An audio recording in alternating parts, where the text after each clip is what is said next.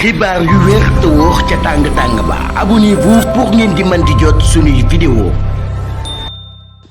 jërë ngeen jëf ci ànd gi ak ñoom ci chaîne bi di Buzz 221 HD. tribunal bu Dakar ab plainte buñ jëmale ci ki nga xam ni moo di Serigne Bassirou Mbacké moom Serigne Khadim Awa Ba ngir nag injure Seneweb moom moo ko daal di xamle maaraabu bii di Serigne Bassirou Mbacké Khadim Awa Ba moom mii daal nañ koy yóbbu ci yoon ab influenceur bu yooyu turu Fallou Ndoye moom moo ko daal di def li mu koy wax nag mooy injure non publique maanaam daal saaga boo xam ne kon def ko ci penc mi waaye daal nag koy def jëmale ko ci moom. plainte bi nag daal nañ koy déposé mardi bi ñu weesu ci taabalu procureur de la république près le tribunal de grande instance hors classe de Dakar. Seneweb moom moo daal di jox xamle waaw de information propos yi nag daal mi ngi xew ci ginnaaw bi nga xamee ni ab cadre privé la ndax daal loolu yi nee na ab appel téléphonique la boo xam ni doxoon na seen diggante ñoom ñaar ba tey moom mi daal di xam ne nag daal propos yi nag daal nekkul loo xam ne ab critique la wala droit d'opinion mais nag daal dafa nekk atteinte personnelle dépourvue de tout fondement de nature à porter un préjudice moral manifeste.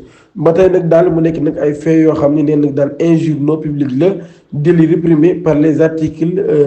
précités. mun nag daal loolu yi moo tax kon muy solliciter li nga xam ne moo di monsieur le procureur de la république ngir nag daal mu daal di jox suite boobu lépp plainte loolu yi la daal di xamle. ba tey nag daal moom mii avocat moom mu daal di bind li mel ci ak fàttali nag ci tukkër bii di Fallou Ndoye dañ ko tëjoon ca kaso bu Rëbës ginnaaw ba nag daal ci Touba nañ ko jàppee woon division spéciale de cybersécurité ñoom ñoo def lu mel ñu ngi ko doon toppee nag collecte de division sur les collecte et division sur les réseaux sociaux propos injurieux attribués au marabout Fallou Ndoye jura sujet. C'est mercredi 11 juin au tribunal de grande instance de Dakar comme Fallou Ndoye mi daal mercredi 11 juin lañ koy àtte ci tribunal grande instance bu Dakar moom mi nga xam ni ma nga woon ci woon lu jiitu sax muy porter ab plainte.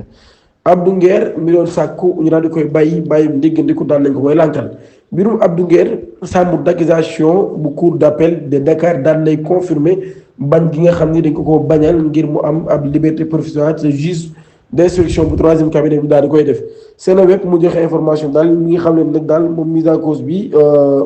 avocat yi mise en cause bi di maître Alioune Badara Fall moom mi daal dafa plaidé woon ci nag ñu daal di bàyyi Abdou Nguer may ko liberté provisoire mais nag daal ci loolu yi magistrat bi daal di jël ab décision ngir ñu daal di bàyyi Abdou Nguer mu wéy di nekk ci kaso ba tey nag daal di jàpp ni condition yu war a daje ngir ñu daal di may Abdou Nguer ngir ñu daal di inculper Abdou Nguer nag dajewul daal ngir division des fausses nouvelles offense au chef d'État et apologie à un crime ou délit reste en prison loolu daal kon Abdou Nguer ci ginnaaw ay kàddu yoo xam ni daf ko yëkkati woon ci loolu yi ci lañ ko woowee woon ba depuis bu yàgg ba léegi kon mi ngi ci loxoy yoon. mbirum West Africa Society Samuel Sarr moom mi nag daal ay mbiram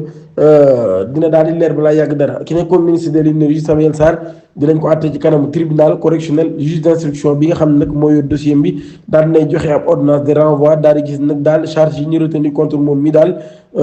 doy na sëkk nag daal ngir ñu daal di amal ab procès ci information yi nga xam ne nag daal avocat ñi nga xam ne ñooy avocat yi partie civile bi ñoom ñoo ko daal di confirmer daal di koy jox ñi nga xam ne ñoo di waa Sud FM ginnaaw bi nga xamee ni kon Sénégal daal na jot ci yooyu lay information ñi ngi koy toppee nag abus de biens sociaux Samuel Sarr ñu tëjoon kon nag ci mbirum détournement de 8 milliards de francs CFA moom mi ci société bi nga xam mooy société Africa Society wala West Africa Society kon nag daal mbir mi mën nañu wax ne jamono ji mi ngi ci kaw parquet bi nga xam nag moom mooy fixé date bi nga xam ni moom la audience bi di am ngir ñu daal di mën a xam nag mbirum Samuel Sarr mi daal fan la wàññi di mujjee ki gëtam ci sa fàttali nag Samuel Sarr moom mi daal daan nañ koy may liberté provisoire ginnaaw bi nga xam ne nag daal gis nañ ni wér-gi-yaram mayu ko muy wéy di nekk kon ci kaso bi kon daal Samuel Sarr ba tey kon moom mi il est libre ginnaaw bi nga xam ne ni tëdd na ay weer yu bari lool ci ndungu siin. Waly Diouf Bodian neen nag daal képp koo xam dafay violer loi bi dañ ko war a yóbbu kaso c'est tout mu yam foofu. mise en garde bi nga xam ni wala sax garde à vue bi nga xam daan nañ koy def Moustapha Diakhaté mu nekkoon ab parlementaire loolu indi ay réaction yu bari ci scène politique bi ci loolu daal ay voix yoo xam nag daal daanañ leen xam loolu ku ci mel ni Waly Diouf Bodian di directeur général du port autonome de Dakar moom mii nag daan na ciy wax ànd ci nag ak clarté ci ab publication bu mu def ci page Facebook am moom Waly Diouf Bodian bi nag daal dinay def ab publication daal di wax nag daal nañu appliquer loi yi maam ci nu mu gën a stricté mu nekk tamit lu impartial neen nag daal ak profil boo mën a am ak statut boo mën a am daal dañu war a appliquer li nga xam ne moo di loi yi neen nag daal képp koo xam ni dangaa def daarul ak yoon nan la yóbbu ci kaso bi neen nag daal Sénégal lay am na ay héros yu bëree bëri waaye tamit ay délinquant ci état bu sérieux nag daal képp koo xam ne violé loi bi dafa war a dem ci li nga xam moo di kaso mu nekk nag am message fort boo xam daf ko adressé ñi nga xam ñoo di opinion publique bi ak acteurs politiques yi ak ginnaaw bi nga xam ne ni débat yi kon mi ngi intense bu baax a baax ci mbirum woo gi ñu woonu Moustapha Diakhaté ba daal di koy placé sax li nga xam ne moom nga en garde à vue moom Moustapha Diakhaté mi sax woon ni daal moom ñi bu ñu ko jàppee ba ko kenn seet si ndaxte daal bu ko te sonal ay mbokkam wala ay jege ñaaleem ginnaaw Moustapha Diakhaté moom bi nga xamee ni daan nañ koy convoqué woon ci ay déclaration yoo xam ne daan na koy def ci ab wala sax ci presse bi maanaam daal ay déclaration yoo xam ne kon daan na koy defoon ci loolu ci lañ ko woon Alioune Tine moom mii mi nga avertir le gouvernement neen nag daal prison dafay mujjee rek fabriquer ay héros politiques Alioune Tine di alerter ci dérive autoritaire yi nga xam ne dafa jàpp ni pouvoir bi daf koy def mu nekk nag luy gënal di bari loolu muy ay convocation yu ñu jëmee ci ay opposants ak ay activistes ak ay journalistes moom mi nag daal jàpp na ni pratique yooyu mën naa étouffer li ñuy wax démocratie maanaam daal kon mën na kaa nërmeel waaye nag daal mën naa transformer prison yi ngir muy fabriquer ay héros politiques ñoo xam daal ay jàmbaare kon la ñuy doon ay héros ci wàllum politique. neen nag daal à force de convoquer des opposants politiques des activistes et des journalistes à la DIC ou à la cybercriminalité neen nag daal kon woo ngi nga xam ñu ngi koy woo ay opposants politiques ay activistes ca ak ay journalistes ca DIC ak cybercriminalité ngir nag daal di laaj ay questions.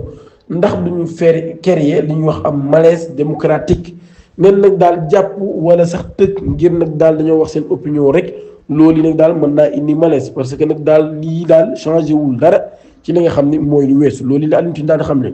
ba tey moom mii nag daal nee na prison moom ay héros politique rek la mën a créer neen nag daal page bi nga xam ne daal dafay da nga ko fay def dañuy gagner plus de valeur plus de considération et de reconnaissance sociale maanaam daal kon dañuy gën a am valeur bu ñu amul woon dañu am reconsidération boo xam ni nit ñi dañ leen koy jox ba tey moom mii nee na dañoo war a libérer ki nga xam ne moo di Moustapha Diakhaté waaye nag daal di koy wax mu daal di koy bàyyi mu daal di wax ci situation politique bi comme ni mu ko sentiree en tant que opposant au régime nee na nag daal fonction mooy critiquer li nga xam ne moo di régime bi fi nekk ñi nga xam ni ñooy gouverner loolu yi kon daal di xamle Moustapha Diakhaté mi nga xam ni daan nañ koy woon ca di ginnaaw bi daal koy def li ñuy wax garde à vue ca Saint-Louis le président Bassirou Diomaye Faye danañ koy dalal ci alxames bi président de la République Bassirou Diomaye Diakhar Faye jeudi 12 juin dina amal ab tournée économique ci région de Saint-Louis loolu yi nag daal ci suuf si ñu jot ñoom ñoo ko daal di xamle moom mi di chef de l'état bi kon ñu ngi ko xaar bu 8h jotee te aéroport Ousmane Masseck Ndiaye ci loolu nag daal dinañ ko fa dalal ak honneur loolee mu nekk nag lu am solo loo xam ne ab visite la mu fa nar a def mu nekk nag première étape boo xam ne président war na koo def ci yooyu les visites moo war koo xeeb ca Podor ca Ndiayeen Pendaaw le président Faye moom mi tamit daal dina xool avancement wu projet yi nga xam ne nag daal agence coréenne de coopération internationale di COICA moom mi moo ko daal di taxawal dina visiter tamit daal li nga xam ne moo di centre de groupage boobee mu nekk ay installation yoo xam ni ay chaîne de valeur agricole la kon daal président war na faa amal kon ab visite bu am solo lool dinañ jaajëfal bu baax ci ànd gi ak ñun di sàkku ngeen abonné suñu chaîne activé ko notification bi pour bañ a rater suñu yeneen vidéo jërë ngeen jëf